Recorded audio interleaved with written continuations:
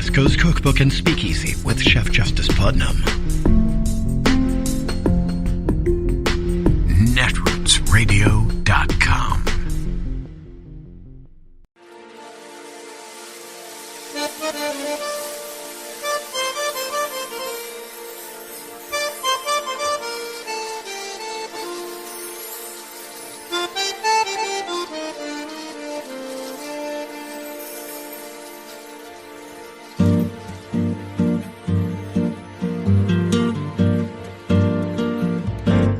Je voudrais du soleil vert, des dentelles et des théières, des photos de bord de mer, dans mon jardin d'hiver. Je voudrais de la lumière, comme en Nouvelle-Angleterre. Je veux changer d'atmosphère, dans mon jardin d'hiver. Ma fleur sous la pluie de novembre, tes mains qui courent, je n'en peux plus de t'attendre. Les années passent, il est long, là je tombe. Nul ne peut nous entendre. Je voudrais du Fred Astaire, revoir un latte. If Josh Groban sang hair metal, that would be shocking. If Beyonce somehow did not slay, that would be pretty stunning. But when the grenade that you've been helping build for months finally explodes in your face, that is just inevitable.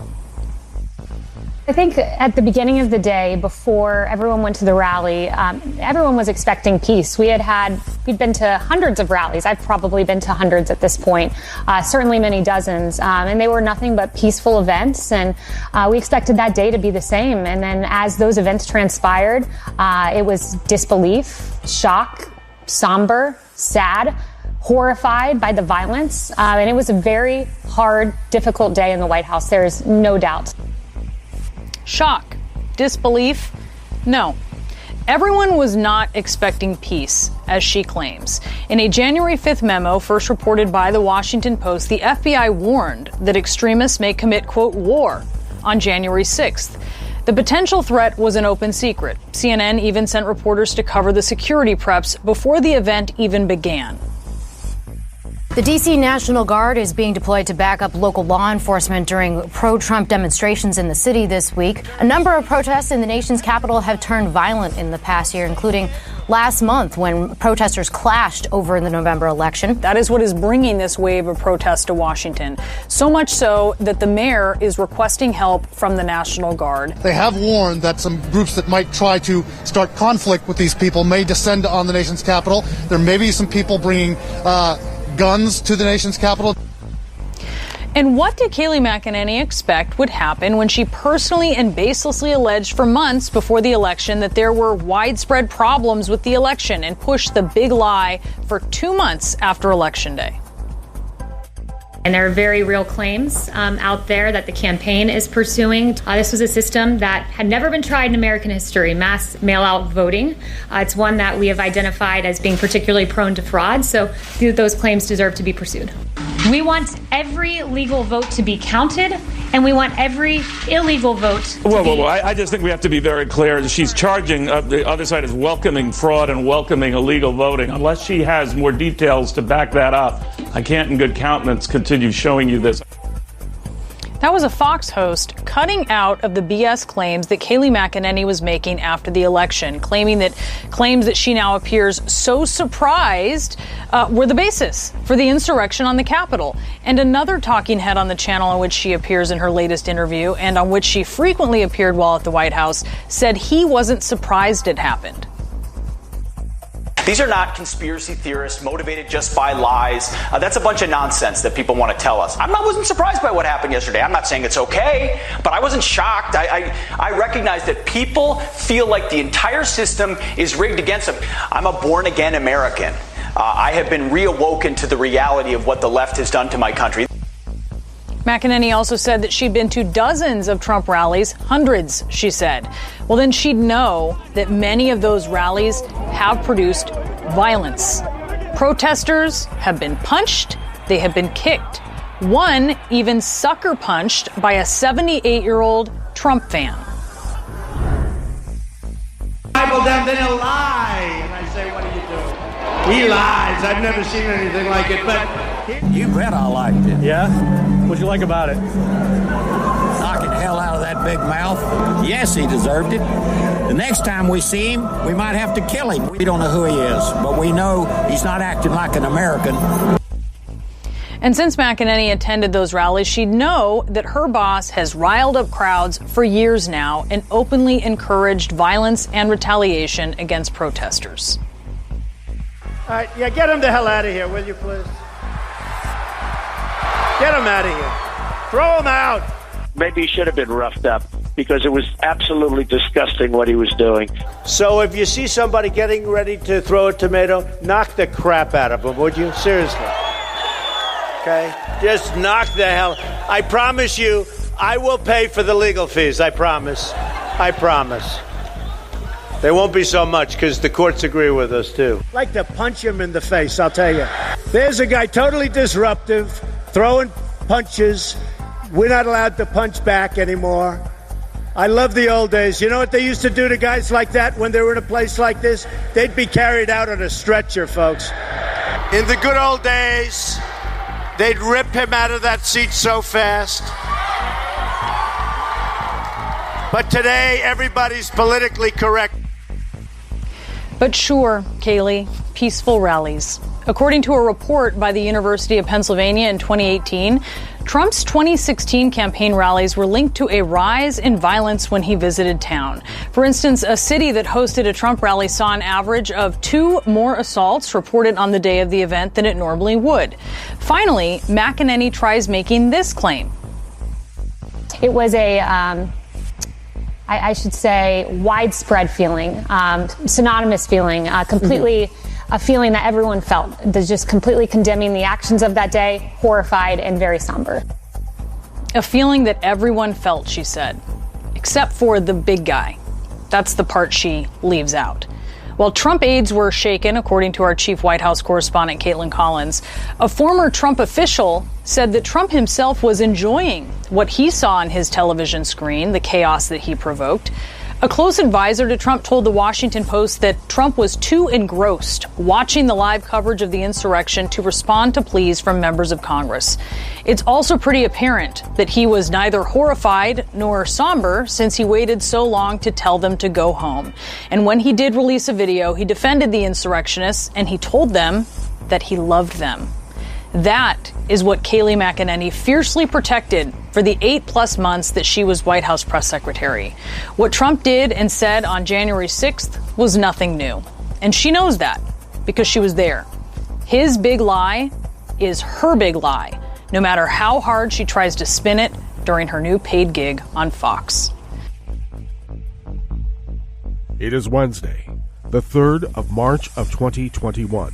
And you are in West Coast Cookbook and Speakeasy. I am your chef de cuisine, Justice Putnam. Gunner the English Bulldog is our snoozing sous chef. And our daily special is Smothered Benedict Wednesdays. Will no one rid us of these meddlesome priests? Well. I had quite an adrenaline-filled day yesterday. It started off actually quite okay. We put up with Ray's testimony and, I made a few comments on it. But my mom got her COVID shot yesterday, the first one. And they had called us a couple of days ago at her doctor's. And we had made an appointment at the local pharmacy here. But her doctor called her up and said, get on down here. And so we did so, but it was also on a day where we had to, drive another 35 miles or so from where she got her shot for another test here in Southern Oregon. And so, time was a little compressed, and so made the plans for it. And as we're about ready to go out the door, we could not find Gunner, the English bulldog. And I had the gate to the driveway open so that we could pull the car out. And it was a little odd because the back door was only ajar. And yet, I could not pinpoint when he might have gone out that door. So I looked around the house, could not locate him. My mom looked around the house. Now, granted, she's an elderly woman, and, but she looked around. I looked around the whole yard, in his usual sleeping places under bushes. I walked around the neighborhood. And this is all, we're supposed to get out the door to get to my mom's shot, which, you gotta say is fairly damn important.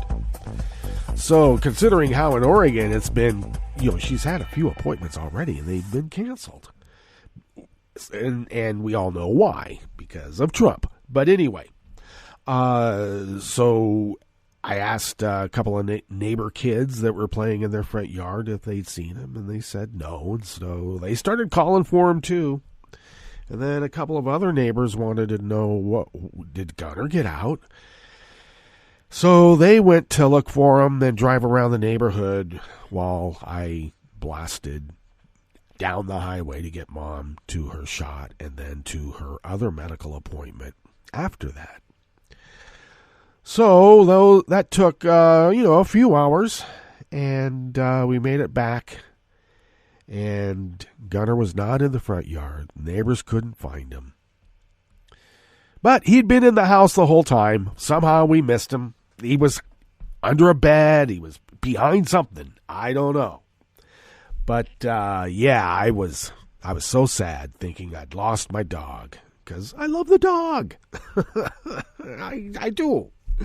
And it was heart-wrenching. So fortunately it turned out okay. And the lesson to be learned is don't let the chaos of the moment mess you up, because then things are chaotic. And you're starting to make plans that become moot. And, that was a emotional uproar, shall we say. Fortunately, it turned out well. Adequately chagrined, but I just don't want to lose my dog. Okay? Don't mess with my dog. Hey, what else happened? I mentioned about, Christopher Wray under testimony, and, it's okay, Mr. Wray, to say white supremacy and all the other things that, he kept saying domestic terror and white supremacy. It sounded like they were two different things. Well, they're the same, okay? Proud Boys, white supremacists. Boogaloos, well, I don't know, but I think they would skew to that side. They are certainly not liberals, let's put it that way. Cop killers, but they're not liberals. And who else? Well, any number of others that, they're pretty much white supremacists. In fact, the Supreme Court case yesterday to gut the rest of the Voting Rights Act, because those black and brown people are just voting in numbers that shouldn't be allowed. It just shouldn't. And the lawyer actually in open court asking the handmaid judge, answering the handmaid judge's question, and he basically said that, look, if we can't throw out these ballots, they're going to win. We can't win against that. We have to have a competitive edge. So if we can use any strategy to keep them from voting, well, that's what we do, and that's our legal right, because there's just too many black and brown people voting. I mean, you could see that. I don't know if the judges are going to take so kindly to that, because they've got some other things on their agenda, like, taking abortion rights away from women. That's a pretty big one to them. And they, knowing Roberts as I do, he's a balls and strikes kind of guy, so he's got to balance everything out. So I'm curious on how this will pass muster. Now, of course, Clarence Thomas and Alito and, the usual suspects like Kavanaugh, and Gorsuch, they will say, oh, yeah, I should be able to throw away those votes. Everybody knows too many black and brown people are voting. So we'll see if those votes are tempered. The handmaid justice actually, I think she expressed in a subtle way a bit of concern as well about why would you want to throw away these votes? Because that's the only way we can win. Okay. Because, she's new, and I think she's just learning the ropes. But something just didn't seem right there. And we need to pass the John Lewis Voting Rights Act. And because we need to fortify the Voting Rights Act of 1965. They're trying to gut the rest of it. What is it now? 143 some odd court cases across the country to keep, Democrats from voting. Because we're crats. We're rats. Don't want the rats voting. In fact, why have a vote? Why have it? And that's the road that we're going down, and we're not going to go down it. We don't care. Anyway, it was curious about Holly and Mike Lee, a few others, questioning such a weird way about, how much cell phone data did you hoover up? Did you get mine in there too? Yes, they did. Mr. Josh, Mr. Mike. They got it all. And they know where you were, who you were talking to. I know they'll say, we don't listen in. We don't do that. Yeah, they can. They have the technology to do it. And trust me, they have. And they know exactly what's going on. And I just love that, at least that part where Christopher Wray pretty much said, I can't comment on an ongoing investigation, but damn right we're investigating you insurgents. He didn't call him that. I think that he's going to basically slap him on the wrist and, don't do that anymore. But I would insist that they get a little bit more than a slap on the wrist. I think jail time would be appropriate against insurgents. Not being able to serve in office, it's right there. You take part in a revolution and an insurgency against the United States, you cannot hold public office. And there's nothing that says that you get to serve out your term. So I think they should be summarily marched out. So we were all joking about, the suspects are getting to ask questions, and the suspects ask questions exactly how a suspect would. How much do you have on me? That's where those questions were leading. And it was so transparent for the world to see. And the world commented on it in real time. Now, our task as Americans is to not forget that, because we tend to forget it. American amnesia, as Norman Mailer so well coined, is pretty much stronger than the COVID virus. It's been lasting for a lot longer. I would almost say the entirety of our nation. Or us being a nation for its entirety. Almost forgot. So we have to fight against that. We have to remember January 6th for what it was and what it is. And it was an attack, not only on America and Americans, but the concept of democracy itself.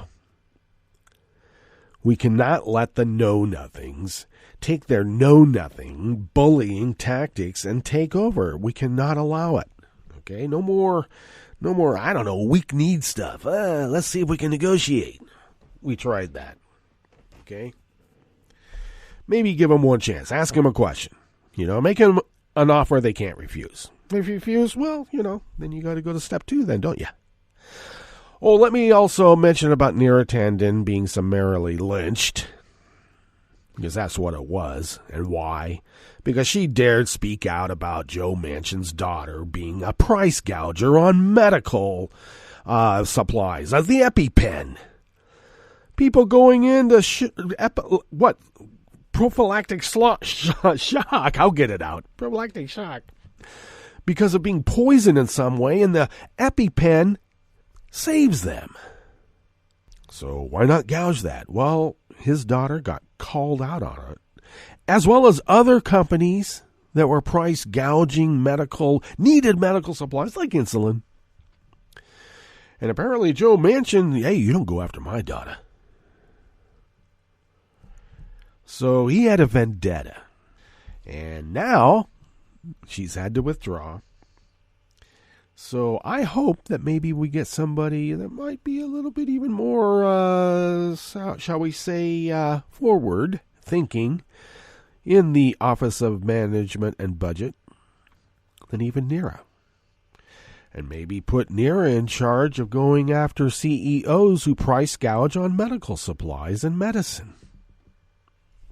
That would be fun. Okay, well, what's on the rest of the menu here in the Bistro Cafe? As we start off here on Smothered Benedict Wednesdays, well, Kayleigh McEnany was called out for her Capitol Riot lies. And thank you, Kayleigh, for doing that. That's nice of you. Thank you. And she did it so well, too. On the rest of the menu, the GAO reported the 2020 census for redrawing congressional districts has been compromised following Trump's attacks. The more contagious Brazilian virus variant has emerged in Oregon just in time. And former Georgia NAACP field secretary, Urban League head, and Clinton advisor Vernon Jordan has died at age 85. After the break, we move to the chef's table where nearly 100 mobsters and white-collar professionals. Now, one would say, what's the diff? And I say, what's the diff? Well, anyway, they're on trial in Sicily for Mafia fraud of the EU Agriculture Fund. And U.S. Ambassador to the UN, Linda Thomas-Greenfield, demanded the status of all Syrian detainees be made public right now. All that and more on West Coast Cookbook and Speakeasy. Bon appetit.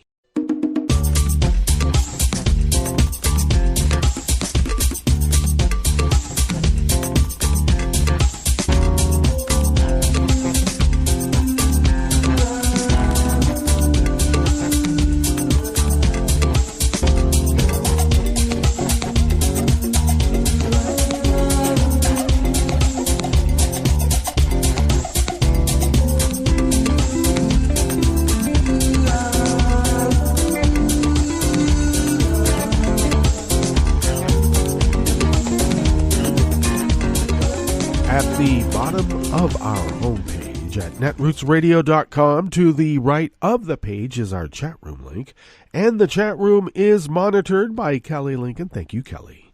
To the left of that chat room link, across the page, near the bottom of our homepage at netrootsradio.com, is the link to our Patreon page, and do please become a recurring Patreon of Netroots Radio.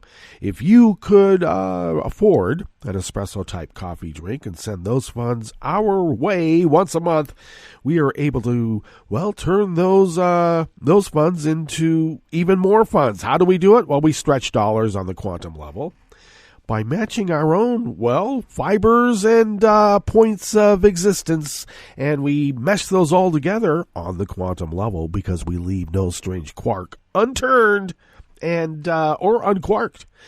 So then that allows us to pay our bills. I'm getting there, okay? I'm getting there. We pay our bills, we fly under the radar, and then we continue resisting as the founders originally intended so many years ago. We fulfill our civic duty because of your generosity, and we thank you for your generosity over all these many years, and there's been quite a few.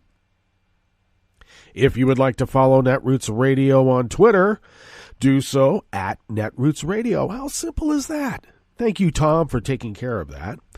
And if you would like to follow me on Twitter, do so at Justice Putnam. I, of course, post the show notes and links diary on Daily Codes about 10 minutes before showtime. Get that posted up on Twitter and other social media platforms. So there. Follow the show on Twitter at Cookbook West and pick up podcasts by way of Spreaker, Stitcher, TuneIn, iHeart, YouTube, iTunes, etc., etc., etc.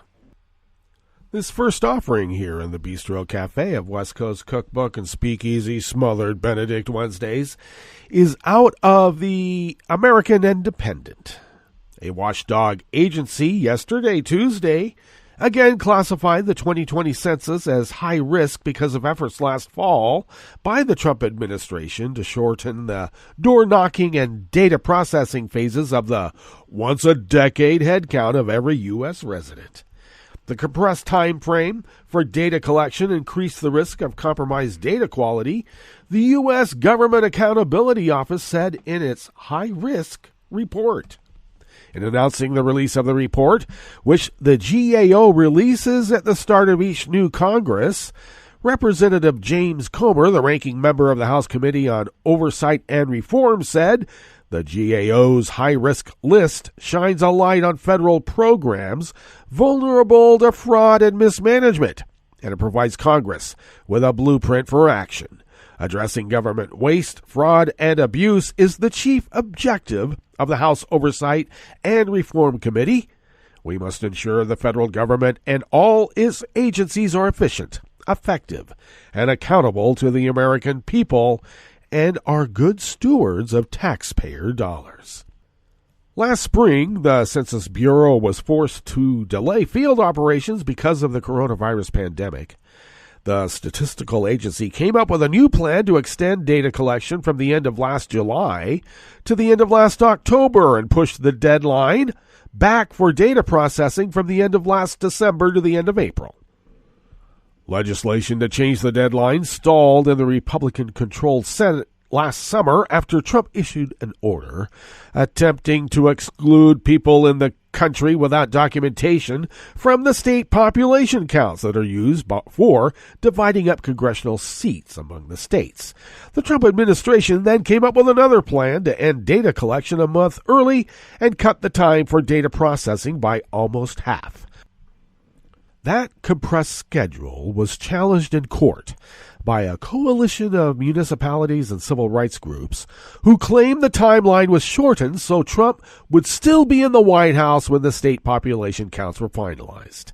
The challenge went to the Supreme Court, which gave the Trump administration the green light to end data collection in mid-October, about 2 weeks earlier than planned. After missing the end of December deadline for the congressional apportionment numbers, the Census Bureau kept pushing back the timeline because of anomalies found in the data, until it announced in late January that the numbers would not be ready until the end of April. The statistical agency also announced last month that redistricting data used to redraw congressional and legislative districts will not be ready until the end of September.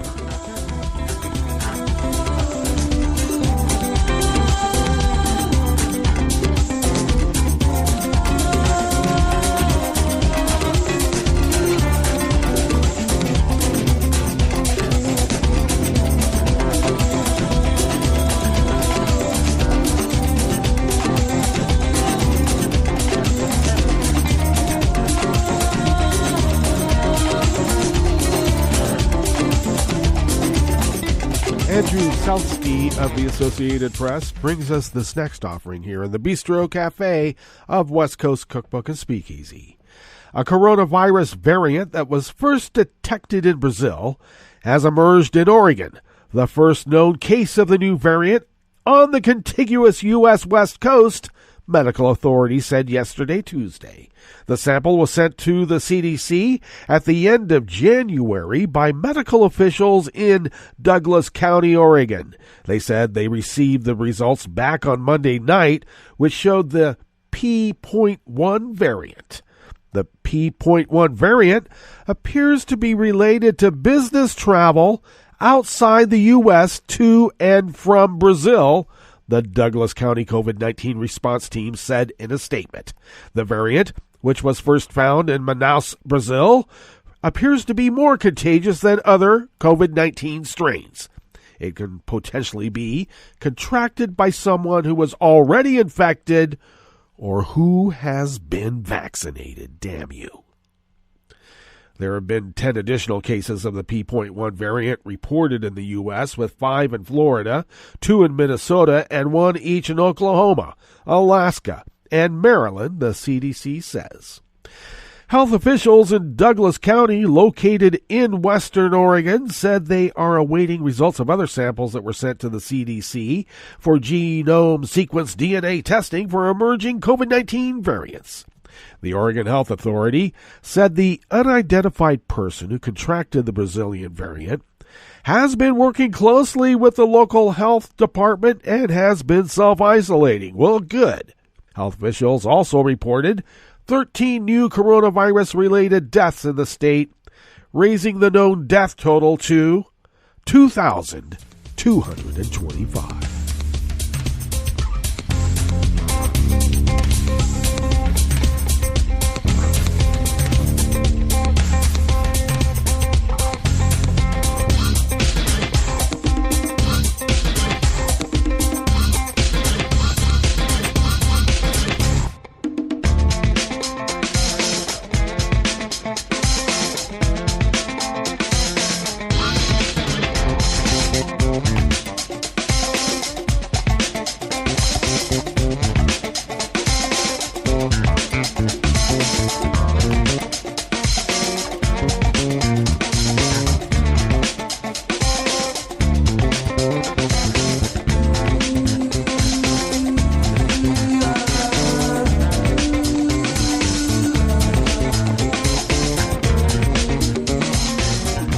Final offering here in the Bistro Cafe of West Coast Cookbook and Speakeasy is out of the Associated Press by Jeff Martin and Aaron Haynes. Vernon Jordan, who rose from humble beginnings in the segregated South to become a champion of civil rights before reinventing himself as a Washington insider and corporate influencer, has died at age 85. His niece, Ann Walker Marchant, confirmed yesterday that he died peacefully on Monday night. Former President Bill Clinton remembered Jordan as someone who never gave up on his friends or his country. Jordan brought his big brain and strong heart to everything and everybody he touched, and he made them better, Clinton and his wife, former Secretary of State Hillary Clinton, said in a statement. After serving as field secretary for the Georgia NAACP and executive director of the United Negro College Fund, Jordan headed the National Urban League, becoming the face of Black America's modern struggle for jobs and justice for more than a decade. He was nearly killed by a racist bullet in 1980 before transitioning to business and politics. President Joe Biden remembered Jordan as a foot soldier for civil rights. Vernon Jordan knew the soul of America in all of its goodness and all of its unfulfilled promise, and he knew the work was far from over, Biden said in a statement. Former President Barack Obama said that, like so many others, Michelle and I benefited from Vernon Jordan's wise counsel and warm friendship and deeply admired his tireless fight for civil rights. Speaker of the House Nancy Pelosi said on Twitter that Jordan's leadership took our nation closer to its founding promise, all are created equal. Jordan's death comes months after the deaths of two other civil rights icons, U.S. Representative John Lewis and C.T. Vivian.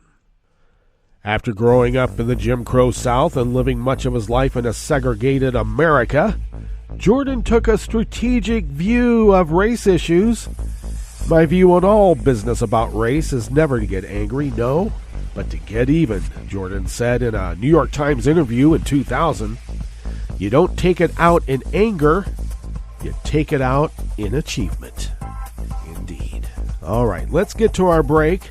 And when we get back from that break, we will go through weather from around the world, and we will finish up with the stories that we've curated for you today. You are listening to West Coast Cookbook and Speakeasy, and we will be right back. You are listening to netrootsradio.com. Please hang up and try again.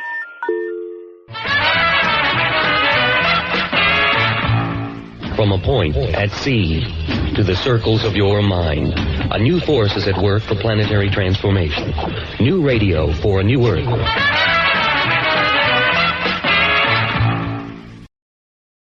This is Take Two Movie Review. I'm Clinton Johnston. This week, Black produced, Panther approved. I am calling it. We are experiencing an outpouring of black films the likes of which we have not seen before. Screw the slick repackagings of stereotypes pitched to black people and comforting to whites. We're talking about movies starring black people, about black people, made by black people. And all it took was white and black people making a whole hell of a lot of money. What did Ryan Coogler do with his Black Panther money? He formed Proximity Media, his own production company. What did Charles D. King do with the money he made working as a partner for talent agency Jalent WME? He formed Macro, keep an eye on them, his own production company, quote, with a vision of empowering and supporting people of color and diverse storytellers. Because of these producers, director Shaka King was able to make Judas and the Black Messiah, a film about slain Chicago Black Panther leader Fred Hampton, who was surveilled and assassinated by the Chicago PD and the FBI. Not only that, King made the film with Daniel Kaluuya from Black Panther and Get Out, Lakeith Stanfield from Knives Out and Sorry to Bother You, and Dominique Fishback from The Deuce and Project Power. Shaka King started the project 10 years ago, and at first he imagined a sweeping epic covering the whole history of the Black Panthers, but that topic was too much. So King refocused to tell Hampton's story through the eyes of the FBI's infiltrator and informant, Bill O'Neill. This choice means that our lead character and guide through this world is the Judas. And though the movie doesn't demonize O'Neill, it's not like it redeems him. So yes, you get Fred Hampton, but your first and last moments in the film are with his assassins and their lackey. It's an interesting approach, but King's approach works. Judas and the Black Messiah is a tight little story with beautiful visuals and subtly powerful acting. Plus, Hampton's widow and son consulted on it. Yeah, that's what the right black money behind you gets you. This has been Take Two Movie Review. I'm Clinton Johnston. Catch up with us at TakeTwoMovieReview.com and feed us back on our channel on YouTube.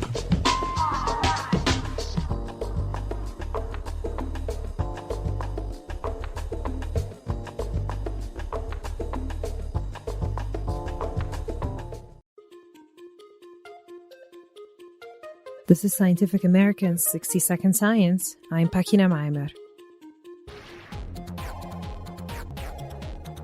Whether you're a pro gamer or you dip your toes into that world every once in a while, chances are you got stuck while playing a video game once, or was even gloriously defeated by one. I know I have. Maybe in your frustration, you kicked the console a little. Maybe you took it out on the controllers, or, if you're an 80s kid like me, made the joystick pay. Now, a group of computer scientists from Uber AI are taking revenge for all of us who've been in this situation before. Using a family of simple algorithms tagged Go Explorer, they went back and beat some of the most notoriously difficult Atari games, whose chunky blocks of pixels and 8-bit tunes had once challenged, taunted, and even enraged us. But what does revisiting those games from the 80s and 90s accomplish, besides fulfilling a childhood fantasy? According to the scientists who published their work in Nature, experimenting with solving video games that require complex, hard exploration gives way to better learning algorithms. They become more intelligent and perform better under real-world scenarios. One of the nice things of Go Explorer is that it's not just limited to video games, but that you can also apply it to practical applications like robotics. That was Joost Hazenga, one of the principal researchers at Uber AI. Joost developed Go Explorer with Adrian Ekefet and other scientists. So how does it actually work? Let's start with the basics. When AI processes images of the world in the form of pixels, it does not know which changes should count and which should be ignored. For instance, a slight change in the pattern of the clouds in the sky in a game environment is probably unimportant when exploring said game. But finding a missing key certainly is. But to the AI, both involve changing a few pixels in that world. This is where deep reinforcement learning comes in. It's an area of machine learning that helps an agent analyze an environment to decide what matters and which actions count through feedback signals in the form of extrinsic and intrinsic rewards. This is something that animals basically constantly do. You can imagine if you touch a hot stove, you immediately get a strong negative feedback signal like, hey, that's something you shouldn't do in the future. If you eat a bar of chocolate, assuming you like chocolate, you immediately get a positive feedback signal like, hey, maybe I should seek out chocolate more in the future. The same is true for machine learning. These are problems where the agent has to take some actions and then maybe it wins a game. Creating an algorithm that can navigate rooms with traps, obstacles to jump over, rewards to collect, and pitfalls to avoid means that you have to create an artificial intelligence that is curious and that can explore an environment in a smart way. This helps it decide what brings it closer to a goal or how to collect hard-to-get treasures. Reinforcement learning is great for that, but it isn't perfect in every situation. In practice, reinforcement learning works very well if you have very rich feedback. If you can tell, hey, this move is good, that move is bad. This move is good, that move is bad. In Atari games like Montezuma's Revenge, the game environment offers little feedback, and its rewards can intentionally lead to dead ends. Randomly exploring the space just doesn't cut it. You could imagine, and this is especially true in the video games like Montezuma's Revenge, that sometimes you have to take a lot of very specific actions. You have to dodge hazards, jump over enemies, and you can imagine that a random action is like, hey, maybe I should jump here in this new place is just going to lead to a game over because that was a bad place to jump. And this is especially if you're already fairly deep into the game. And so let's say you want to explore level 2. If you start taking random actions in level 1 and just randomly dying, you're not going to make progress on exploring level 2. You can't rely on intrinsic motivation alone, which in the context of artificial intelligence typically comes from exploring new or unusual situations. Let's say you have a robot and it can go left into a house and right into a house. Let's say at first it goes left, it explores left. It means that it gets this intrinsic reward for a while. It doesn't quite finish exploring left, and at some point the episode ends and it starts anew in the starting room. And this time it goes right. It goes fairly far into the room on the right. It doesn't quite explore it. And then it goes back to the starting room. Now the problem is, because it has gone both left and right, and basically has already seen the start, it no longer gets as much intrinsic motivation from going there. In short, it stops exploring and counts that as a win. Detaching from a place that was previously visited after collecting a reward does not work in difficult games, because you might leave out important clues. Go Explore goes around this by not rewarding some actions, such as going somewhere new. Instead, it encourages sufficient exploration of a space with no or little hints by enabling its agent to explicitly remember promising places or states in a game. Once the agent keeps a record of that state, it can then reload it and intentionally explore, what Adrian and Yost call the first return, then explore principle. According to Adrian, leaning on another form of learning called imitation learning, where agents can mimic human tasks, their AI can go a long way, especially in the field of robotics. In some cases, you have a difference between the world that you can train in and sort of like the real world. So one example would be if you're doing robotics. In robotics, it's possible to have simulations of your robotics environments. But of course, you want your robot to run in the real world, right? What you can do then, if you're in a situation like that, of course, the simulation is not exactly the same as the environment. So just having something that works in simulation is not necessarily sufficient. And then pretty much, we show that in our work, but really what we're doing is we're using existing algorithms that are called, imitation learning. And what it is it just takes an existing solution to a problem and just makes sure that you can reliably use that solution even when, there are slight variations in your environment, including, it being the real world rather than a simulation. Adrian and Yost say their model's strength lies in its simplicity. It can be adapted and expanded easily into real-life applications such as language learning or drug design. That was 60 Second Science, and this is Pakina Maimer. Thank you for listening. Hi, I'm Tom Hartman, and since you're listening to netrootsradio.com, show your progressive side and go to the donate button on the bottom of the homepage. It's progressives like you who power Netroots Radio and keep the progressive message beaming everywhere 24 hours a day. Just go to our donate button at the bottom of netrootsradio.com. Thank you for keeping progressive radio at full power.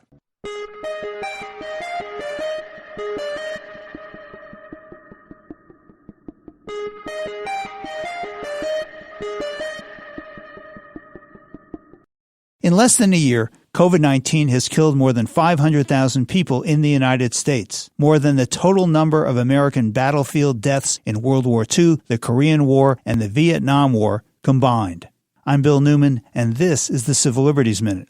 In 1776, the Declaration of Independence proclaimed that we were endowed by our Creator with certain unalienable rights, among them life, liberty, and the pursuit of happiness. The founders then adapted that inspirational statement into the Constitution by providing in the Bill of Rights the guarantee that the federal government could not deny any person life, liberty, or property without due process of law. Then, after the Civil War, the 14th Amendment expanded and enshrined that promise, guaranteeing that no state shall deny any person due process or equal protection. But as COVID-19 stalks the land, it mocks the idea of due process and equal protection. Over 80% of the deaths are people 65 and older, and communities of color have suffered the most. The 500,000 COVID deaths demonstrate that public health and environmental justice are critical civil rights and civil liberties struggles of our time, and that there is not a moment to lose. The Civil Liberties Minute is made possible by the ACLU because freedom can't protect itself.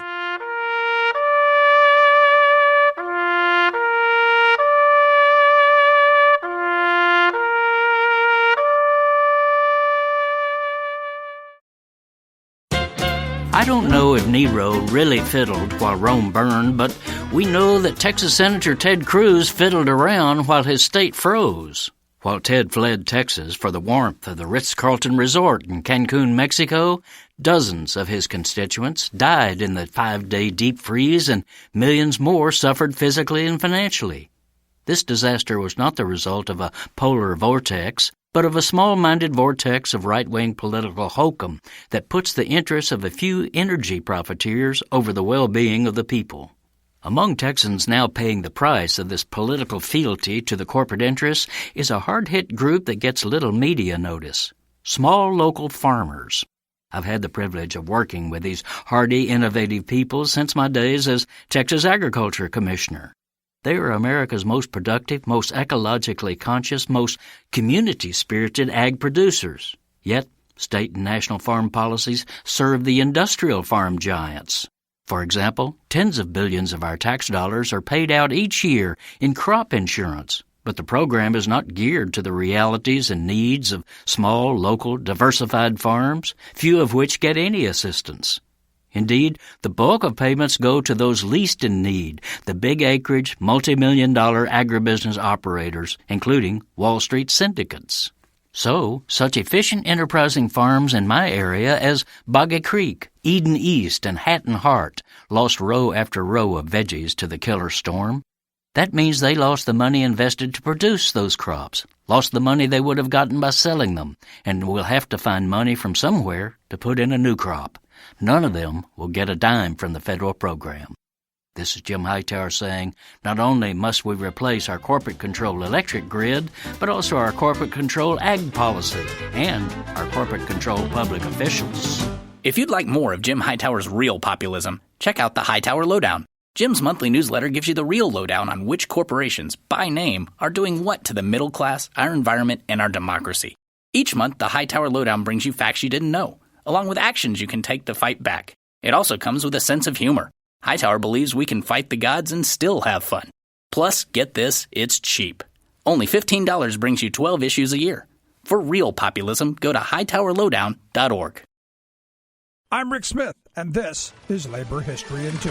On this day in labor history, the year was 1945. National headlines spread fear of the growing wildcat strikes at Chrysler and Briggs auto plants in Detroit. The wildcats had increased to 35,000 strikers and idled workers at 2 Chrysler plants and 7 Briggs plants. The strike wave started a week earlier at the Dodge main plant in Detroit. 8 of the union's best leaders had been discharged for refusing to go along with a production line speed up. Briggs management followed Chrysler's union-busting campaign by firing 7 UAW officers at the Mack Avenue plant. 3 days later, Briggs fired another 8 committeemen and stewards, which then provoked the walkout. Company officials and the War Labor Board were outraged at the halt in war production of tanks, B-29 Super Fortresses, anti-aircraft guns, rockets, and trucks. The Michigan legislature introduced a bill to define as a felony any strike participation that violated a labor relations contract. The War Labor Board demanded that both sides meet in Washington to end the walkout. Strike leaders defied the wartime no-strike pledge and ignored the international's threat of disciplinary action. Strikers had the full backing of local UAW presidents. The UAW conceded that management had provoked the wildcatting through indiscriminate firings. Workers argued that if the War Labor Board prioritized production over union busting, they would order the reinstatement of all the discharged leaders. The Flint Labor Council passed a resolution demanding that all CIO and other union representatives resign immediately from the War Labor Board. It considered the board as stacked against labor. Workers at Chrysler and Briggs would soon end their walkout with guarantees of arbitration for reinstatement of the fired militants.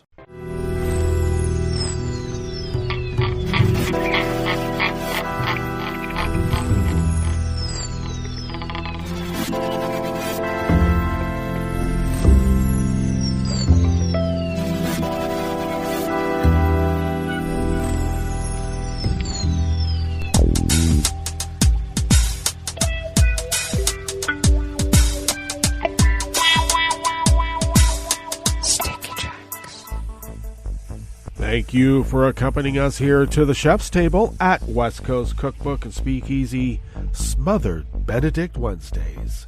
We always begin, whether from around the world, along the banks of the Rogue River, in the Rogue River Valley of Southern Oregon, on the west coast of the continental United States of America, where it is currently 31 degrees Fahrenheit, foggy conditions, though we should be clearing up a little bit later and have mostly sunny skies with highs near 65. Winds will be light and variable, mainly clear tonight with lows in the mid to low 30s, winds remaining light and variable. A small chance of rain or precipitation at that temperature. I think it might be snow, but we will be getting some snow towards the end of the weekend, and it looks like late tomorrow we may be getting some rain. And certainly on Friday, they're looking actually on Friday to have almost 3/4 of an inch of rain. And tomorrow we'll have partly cloudy skies with highs again around 65, but the winds will pick up out of the south at 10 to 15 miles per hour, and that's what will be bringing in the storm.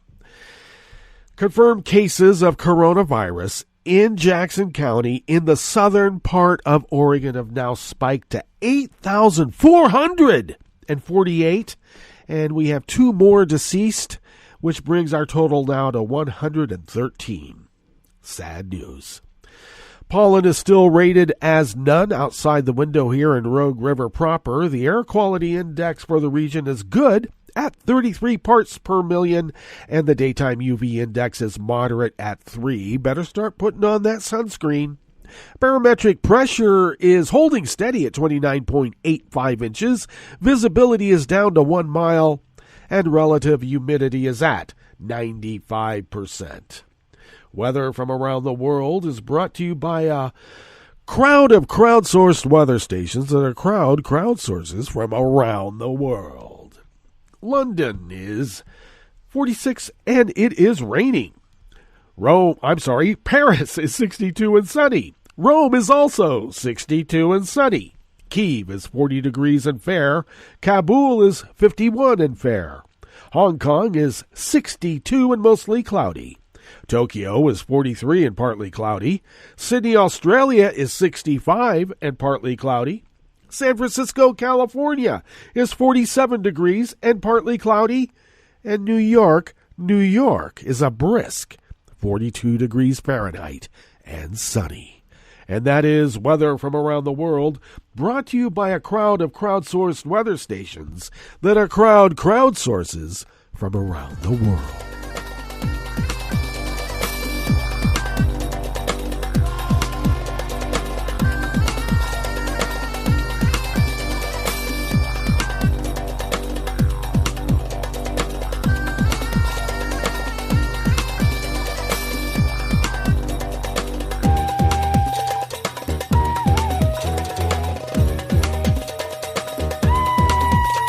Staff at the Associated Press brings us this first amuse-bouche here at the chef's table at West Coast Cookbook and Speakeasy. A trial began in Sicily yesterday, Tuesday, for 97 suspected Mafia members and white-collar professionals. What's the diff? Who are in cahoots in what prosecutors contend was a scheme to fraudulently garner millions of euros in European Union agriculture funds. In the indictment for the trial in Messina, prosecutors allege that local Cosa Nostra clans, with the aid of complicit notaries and bureaucrats handling the paperwork, managed to gain almost $12 million U.S. in EU aid starting in 2013 for a sprawling area of grazing land in a park in eastern Sicily known as Nebrodi. Helping investigators to uncover the alleged fraud was a local man who defied violent intimidation by mobsters who raked his armored car with bullets. The whistleblower escaped uninjured.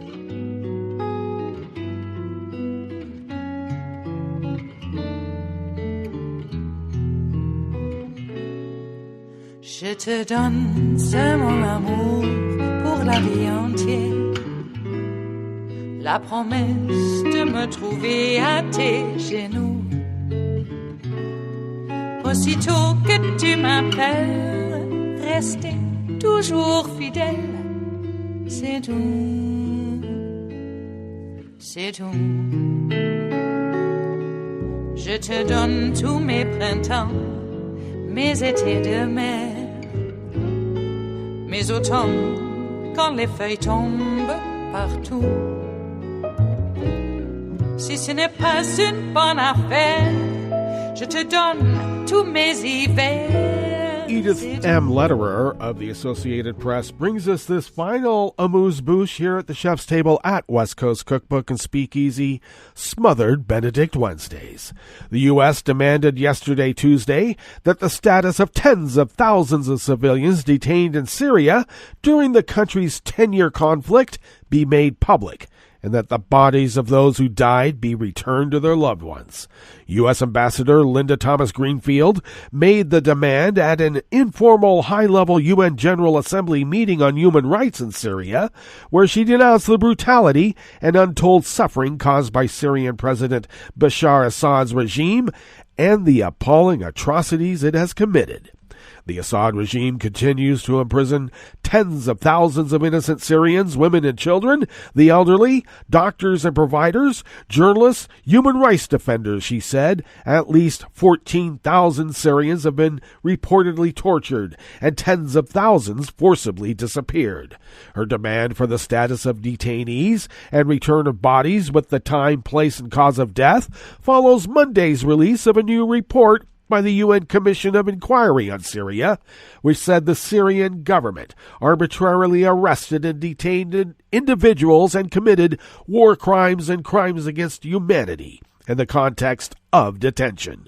Other parties in the conflict also committed crimes by unlawfully and arbitrarily depriving individuals of their liberty, the report said. Since Syria's conflict began in March of 2011, with anti-government protests that led to a civil war, rival groups have been blamed for atrocities. They run jails where wide violations are reported against detainees.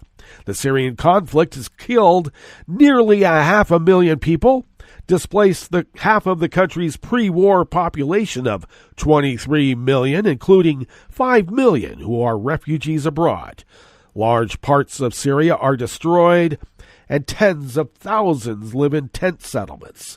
Thomas-Greenfield said the U.S. stands with the Syrian people, Syrian civil society, and a wide group of international partners in demanding accountability and supporting a political solution set out in a Security Council resolution adopted in December of 2015, which unanimously endorsed a roadmap to peace in Syria, adopted in Geneva on June 30th of 2012. Well, that brings us to the end of our broadcast period for the day. But you do know Netroots Radio broadcasts on, and we'll meet up tomorrow for Metro Shrimp and Grits Thursdays. So do stay tuned to Netroots Radio all day and all night for all the breaking news as it breaks. And we'll meet up here tomorrow, right here, in West Coast Cookbook and Speakeasy. Bon appetit.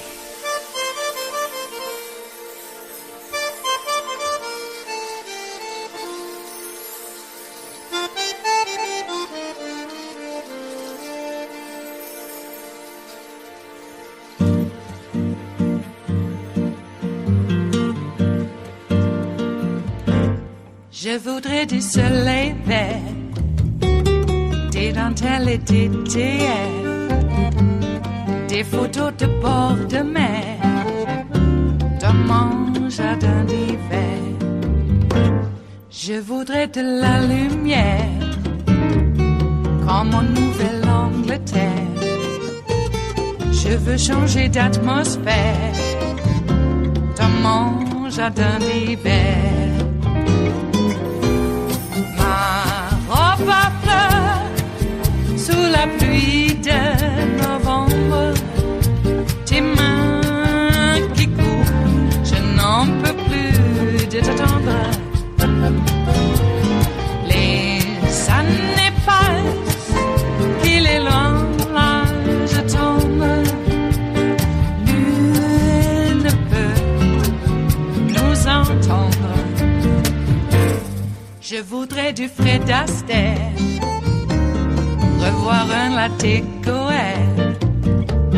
Je voudrais toujours te plaire dans mon jardin d'hiver. Je veux déjeuner par terre, comme au long de golfe clair, t'embrasser les yeux ouverts dans mon jardin d'hiver.